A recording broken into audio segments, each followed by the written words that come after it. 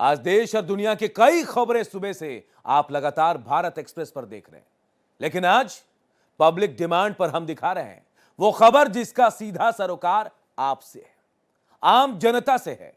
खबर दिल्ली से है, जहां एक बार फिर मौत का गड्ढा लोगों के सामने आया। 30 साल के नौजवान की रोहिणी इलाके में मौत हो गई।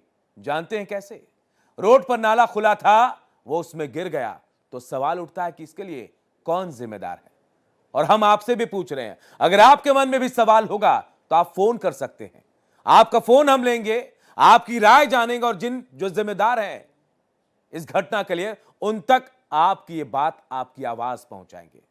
जिम्मेदारी तय होनी चाहिए, किसकी होनी चाहिए पेशी और किसे सजा मिलनी चाहिए यह भी हम बताएंगे, क्योंकि अभी ज्यादा दिन नहीं बीते, एक और इसी तरह का हादसा हमने देखा था। तो सवाल पूछना तो बनता है कि इसके लिए आखिर कौन जिम्मेदार है, या फिर लोग इसी तरह मरते रहेंगे और सिस्टम को कोई फर्क नहीं पड़ेगा। लेकिन सवाल हम पूछेंगे आपसे, सवाल आप भी पूछिए। आपके सवाल हम वहां तक पहुंचाएंगे जहां तक आपकी आवाज पहुंचनी चाहिए। हम गुजारिश कर रहे हैं, जो नंबर फ्लैश हो रहा है उस नंबर पर आप फोन करें और अपने सवाल जरूर पूछिए। दिल्ली है देश की राजधानी, लेकिन क्या आप जानते हैं यहाँ चलते वक्त आपको जमीन पर नहीं बल्कि अपनी किस्मत पर भरोसा करना पड़ता है। रोहिणी सेक्टर 32 के बेगमपुर इलाके में एक मंदिर के पास खुले पड़े इस मैन होल ने बिरजू नाम के शख्स को निकल लिया।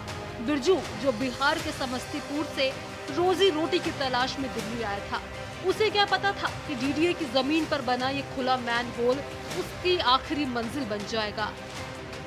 राजधानी दिल्ली में सिस्टम की लापरवाही से एक बार फिर एक शख्स को अपनी जान गंवानी पड़ी है। दरअसल मामला रोहिणी सेक्टर 32 का है, जहां पर एक युवक जो है मेन होल में गिर जाता है और उसके चलते उसको अपनी जान गंवानी पड़ती है।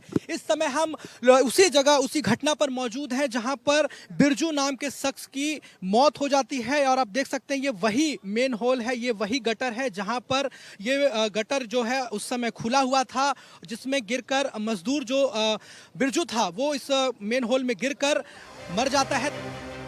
हादसा हुआ, चीख पुकार मची, लेकिन सिस्टम की सुस्ती देखिए। अगले दिन रेस्क्यू ऑपरेशन चलाया गया और बिरजू का बेजान शरीर गटर से बाहर निकाला गया। एक परिवार का चिराग बुझ गया, लेकिन फाइलों में ये सिर्फ एक हादसा बनकर दर्ज हो गया। सवाल उठता है कि क्या हमने पुरानी घटनाओं से कोई सबक नहीं लिया?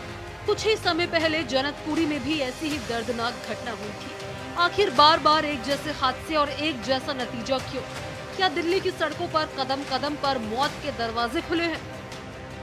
तस्वीरें हम आपको दिखा रहे हैं किस तरीके से, और जब उसकी जान चली जाती है और उसके बाद कैसे यहाँ पर डीडीए की तरफ से यहाँ पर इसको ढकने का काम किया जाता है। यानी कि आप किस तरीके से प्रशासन ने लीपापोती करी है। तस्वीर आपको दिखा रहे हैं, यहाँ पर ये पत्थर जो लगाए गए हैं आप देखिए सीमेंट के द्वारा, ये बाद में ये लगाए गए हैं। और जब ये घटना होती है उस समय ये पत्थर वहाँ यहाँ पर नहीं लगे थे। ये जो मेन होल है आप देखिए, ये ढक्कन जो लगा हुआ है अभी फिलहाल, उस समय जब ये घटना हुई थी तो ये नहीं लगा था, जिसके चलते ही बिरजू नाम के शख्स को अपनी यहाँ पर जान गंवानी पड़ती है। दिल्ली में गड्ढा है या पूरी दिल्ली ही गड्ढे में जा रही है? ये सवाल आज हर नागरिक पूछ रहा है। बिरजू की मौत का जिम्मेदार चाहे जो भी हो, लेकिन क्या उसकी जान वापस आएगी? जब तक जिम्मेदारी तय नहीं होगी और लापरवाह अधिकारियों पर गाज नहीं गिरेगी, तब तक दिल्ली की सड़कों पर ऐसे मौत के गड्ढे लोगों की जान लेते रहेंगे। बिरजू तो चला गया, पीछे छोड़ गया है रोता भिलकता परिवार और कभी न खत्म होने वाला इंतजार। मुआवजे के चंद टुकड़े शायद इस परिवार की भूख मिटा दे, लेकिन उस खालीपन को कैसे भरेंगे जो बिरजू के जाने से पैदा हुआ है? दिल्ली के इन मौत के गड्ढों को भरने के लिए और कितनी लाशों की जरूरत होगी? बेगमपुर की इस गलियारे से आज सिर्फ बिरजू का शव नहीं निकला, बल्कि हमारे सिस्टम की इंसानियत का जनाजा भी निकला है।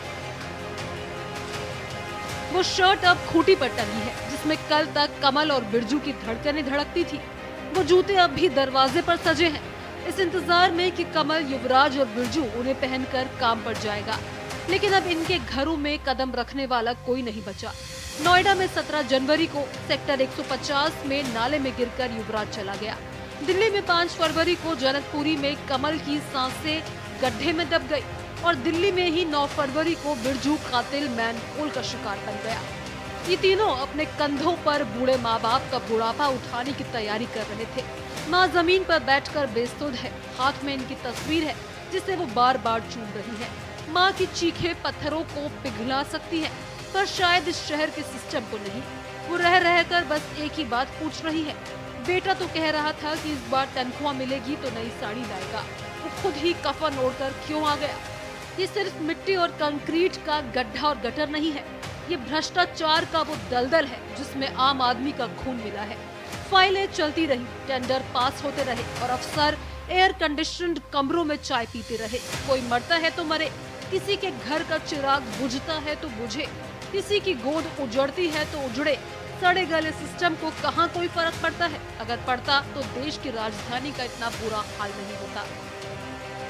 4 दिन पहले ही जनकपुरी में कमल नाम के शख्स को अपनी जान गंवानी पड़ी थी और अब एक बार फिर से कैसे मेन होल में गिरकर रोहिणी सेक्टर 32 में बिरजू नाम के शख्स को भी अपनी जान से हाथ धोना पड़ा है। और हैरानी की बात यह है कि बिरजू जब काम करके लौट रहा था और उसके साथ उसका दोस्त भी मौजूद था जिसका नाम सूरज था, और दोनों लोग जब यहाँ से गुजर रहे थे और ये कहा जा रहा है कि वो नशे की हालत में था जिसके चलते उसका बैलेंस जो है बिगड़ गया, वो उसका पैर लड़खड़ा गया, जिसके चलते ही वो मेन होल में जा गिरा और उसे अपनी जान गंवाना पड़ा।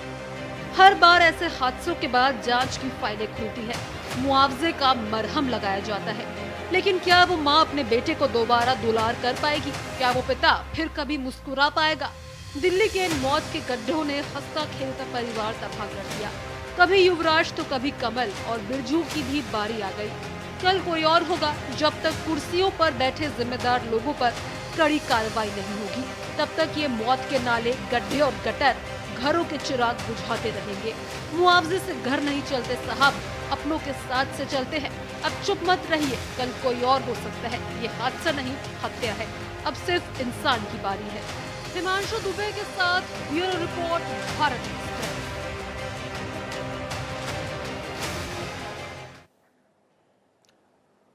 और हमारे साथ लोग भी जुड़ रहे हैं क्योंकि हम कोशिश यही करें कि आपकी खबर, आपकी आवाज हम पहुंचाएं उन लोगों तक। शैलेंद्र कासगंज से एक कॉलर हमारे साथ जुड़ गए हैं और उससे पहले मैं आपको बता दूं कि मेरे सहयोगी देवनाथ भी मेरे साथ जुड़े हुए हैं, इनसे भी बातचीत करें। लेकिन शैलेंद्र, पहले आपका सवाल, क्या कहना चाहेंगे इस खबर पर आप? दिल्ली गड्ढे में है कि दिल्ली का गड्ढे क्यों नहीं हो रहे? ये गड्ढे बंद नहीं हो रहे। एनसीबी क्या कर रही है या फिर रेखा हमारी मुख्यमंत्री जी हैं बेटा कर रही हैं? सर ये पूछ रहे थे हम। क्या होना चाहिए, आपको क्या लगता है? गड्ढे सही होने चाहिए, रोजाना मौतें हो रही हैं सर। बिल्कुल, तो देखिए गड्ढे सही। बहुत बहुत शुक्रिया हमारे साथ आप जुड़े। और देखिए लोग एक रियलिटी रिपोर्ट और दिखाते हैं अपने दर्शकों को। गड्ढों की बात हुई है तो गड्ढे कितने जानलेवा हैं, एक रियलिटी चेक देखिए। राजधानी दिल्ली में पिछले 4 दिनों के भीतर सिस्टम की लापरवाही के चलते 2 लोगों की जान चली गई है। जी हाँ, बिल्कुल सही सुना आपने।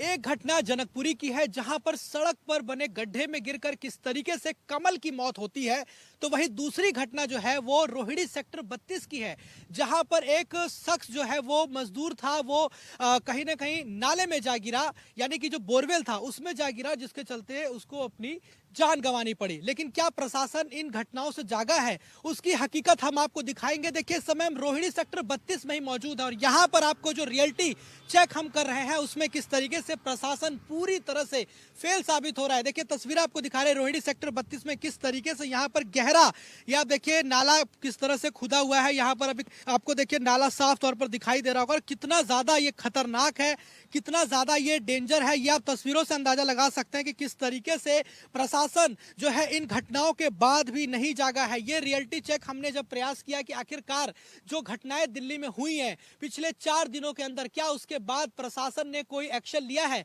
क्या डीडीए की तरफ से कोई कार्रवाई हुई है? क्योंकि देखिए डीडीए की ये जमीन है और ये सिलसिला अगर आप आगे देखें तो ये जितने भी आगे गड्ढे बने हुए हैं ऐसे ही ये पूरा खुला हुआ आपको नजर आएगा, यानी कि कहीं भी जो है इसको ढका नहीं गया है। अभी यहाँ पर कंस्ट्रक्शन का काम चल रहा है, लेकिन जो हैरान करने वाली बात वो ये है कि यहाँ पर किस तरीके से ये गड्ढे खुले हुए हैं और कितना गहरा ये गड्ढा है वो आप तस्वीरों में देखकर ये अंदाजा लगा सकते हैं। और देखिए जिस तरीके से बिरजू नाम का जो शख्स था, समस्तीपुर जिले का रहने वाला, जो कि यहाँ मजदूरी का काम करता था और किस तरह से उसे अपनी जान गंवानी पड़ती है, बोरवेल में वो जा गिरता है।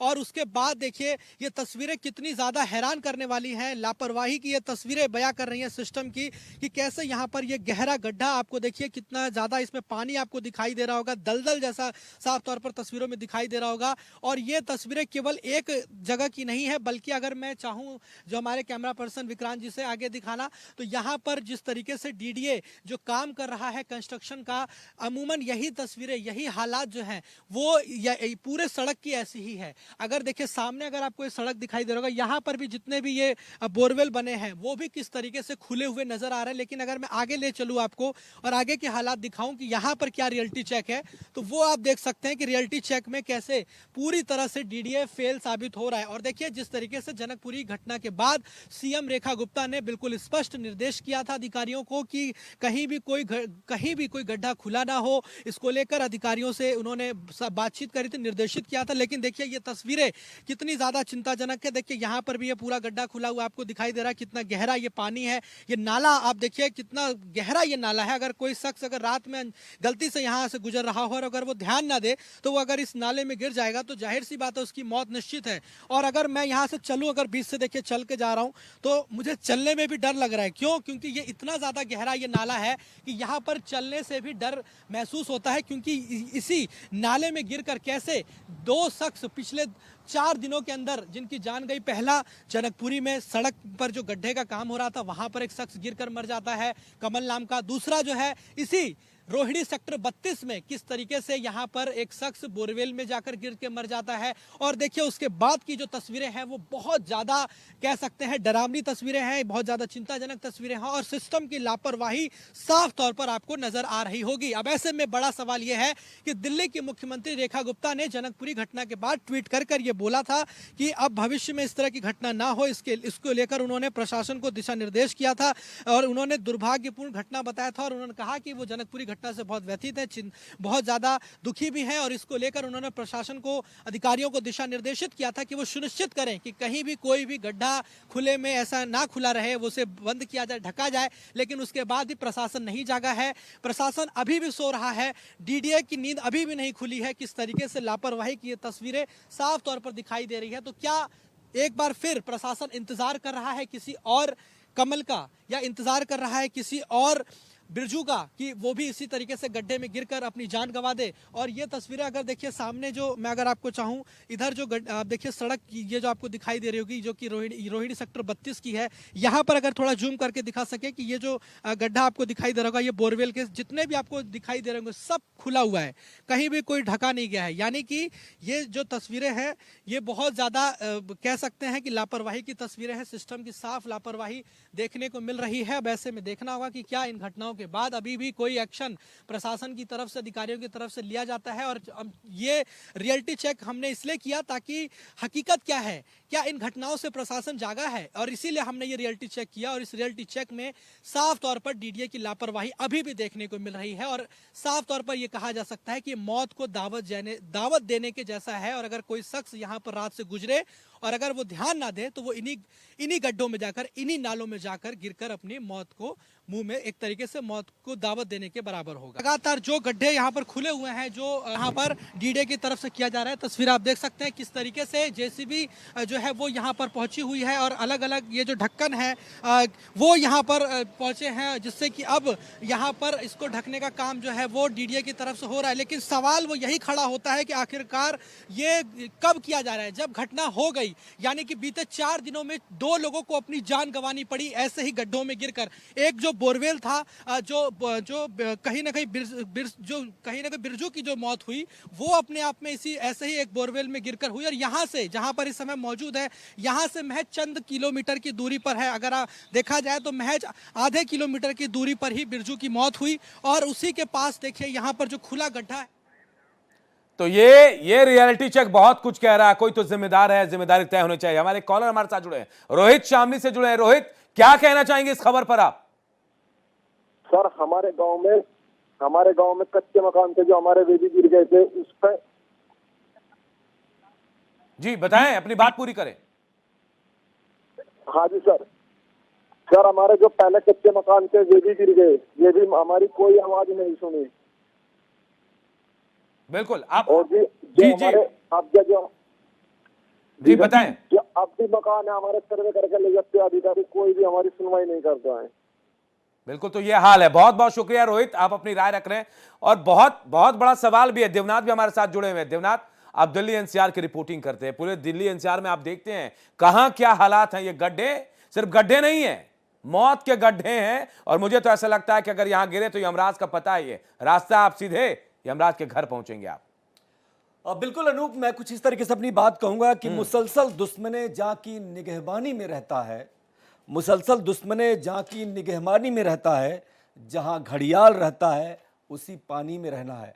आप समझिए कि हमें वहां रहना पड़ रहा है जहां पर हमारे मौत के सौदागर, आप देखिए ना किस तरीके से, वो प्रिंस की घटना याद कीजिए, उसके बाद से लगातार देश भर में ऐसी घटनाएं होती हैं। अगर देश की राजधानी दिल्ली में इस तरीके का वाकया होता है तो ये बेहद शर्मनाक है। और इसीलिए मैं कहता हूं कि क्या मगरमच्छ के साथ हम लोग पानी में सैर कर रहे हैं। मैं आपको रुकूंगा। जौनपुर से कॉलर हमारे साथ जुड़े हैं, जौनपुर से कॉलर हमारे साथ जुड़ रहे हैं। हाँ जी बताइए, क्या कहना चाह रहे हैं आप? जी मैं ये कहना चाह रहा हूँ कि जब सड़क बनती है तो सड़क बनने के बाद लोग सड़क बना देते हैं, सड़क के नीचे नाला होता है। बिल्कुल, सड़क के नीचे नाला होता है और नाले को तो लोग बना देते हैं, सड़क भी बना देते हैं। लेकिन ये सड़क बनाने वाले जो मैं देख रहा हूँ टेलीविजन पे अभी अपने सामने समाचार में, कि ये जब हादसा हो जाता है तो ढक्कन लग जाता है, और हादसा हो जाता है तो अगल बगल जो है वो ढक्कन लगा करके ईंट लगा देते हैं। जैसे गाजियाबाद में हुआ, दिल्ली में हुआ, फिर आज दिल्ली में देख रहा हूँ मैं ये हो रहा है। तो ये ऐसा कब तक चलेगा? बिल्कुल त्रिभुवन जी, बहुत बड़ी बात कह रहे हैं आप, और बहुत रियलिटी है, सच्चाई है कि हादसे के बाद ढक्कन लगते हैं। ढक्कन पहले लगने चाहिए थे जो नहीं लगे। देवनाथ, आपके पास आएंगे। ये हादसे देख रहे हैं आप लगातार, 1 2 3 3 मौतें, 3 जानों को लील गई। कब रुकेंगे ये हादसे? बिल्कुल यही सवाल है रोहित, अनूप। देखिए एक बात बहुत महत्वपूर्ण है। एक बात यह है कि देश की राजधानी दिल्ली में ऐसा हादसा हुआ है, कोई आम इलाका नहीं है। देश की राजधानी दिल्ली है, जिसको हमेशा दावा किया जाता रहा है कि पेरिस से इसकी तुलना की जाएगी। तमाम सारे सरकारें आते हैं और अपने अपने अंदाज में दिल्ली को पेश करते हैं, लेकिन यह हादसा बताता है कि हम कहीं ना कहीं इन तरीके के हादसों को लेकर के सजग है ही नहीं। हमारी सोच ही नहीं बनती कि एक आम आदमी मरता है तो उसकी कोई वैल्यू है। और यही वही अनूप, एक चीज बहुत महत्वपूर्ण मैं बताता हूं, भारत एक्सप्रेस की ये पहल आम जनता की पहल है। मैं इसीलिए कहता हूं कि जो पब्लिक का शो इसलिए है क्योंकि किसी भी टेलीविजन चैनल पर जाइए आप, आम आदमी के जो अगर छोटा कोई मैं एक और कॉलर हमारे साथ जुड़ रहे हैं, आरके कालिया अंबाला से जुड़ रहे हैं। आप अपना सवाल कर सकते हैं आरके कालिया साहब। नमस्कार जी। नमस्कार, अपना सवाल बताएं, क्या कहना चाहिए? देखिए विकास के नाम पर लूट हो रही है, लूट। और जो शासकदान है वो कुंभकर्ण सोए हुए हैं। और दूसरी बात ये मैं कहना चाहूँ, जिम्मेदारी तय होनी चाहिए, जिम्मेदारी तय होनी चाहिए। हल्के का एमएलए हो, हल्के का एमपी हो, हल्के का एक्सीएन हो, हल्के का डीसी हो, हल्के का कोई भी अधिकारी हो, जिम्मेदारी तय होनी चाहिए और उनके खिलाफ एक्शन होना चाहिए, कड़ा एक्शन होना चाहिए। पूरी भरपाई हो और एक्शन हो उनके खिलाफ। बिल्कुल एक्शन होना चाहिए, जिम्मेदारी तय होना चाहिए। बहुत बहुत शुक्रिया आरके कालिया साहब। और हम अपने बाकी दर्शकों को भी कहेंगे कि आप कॉल कर सकते हैं, अपनी राय हम तक पहुंचा सकते हैं, व्हाट्सएप पर अपना मैसेज कर सकते हैं। ये पब्लिक डिमांड, ये जो प्रोग्राम हमने शुरू किया सिर्फ आपके लिए है। आपसे जुड़ी खबरें हम आपको बताएंगे कि आप क्या देखना चाहते हैं, उसी खबर पर हम बातचीत करेंगे। और हर खबर जो आपसे जुड़ी, आपके सरोकार से, उस पर बात करेंगे। तो हम चाहेंगे आप कॉल करें, हमें अपनी राय बताएं, हम आपके कॉल को लेंगे, टीवी में दिखाकर हुक्मरान तक पहुंचाएंगे। देवनाथ, बहुत बहुत देवनाथ, आप एक सवाल मैं आपसे पूछना चाह रहा हूं। देवनाथ, इन गड्ढों का क्या होगा, कैसे होगा?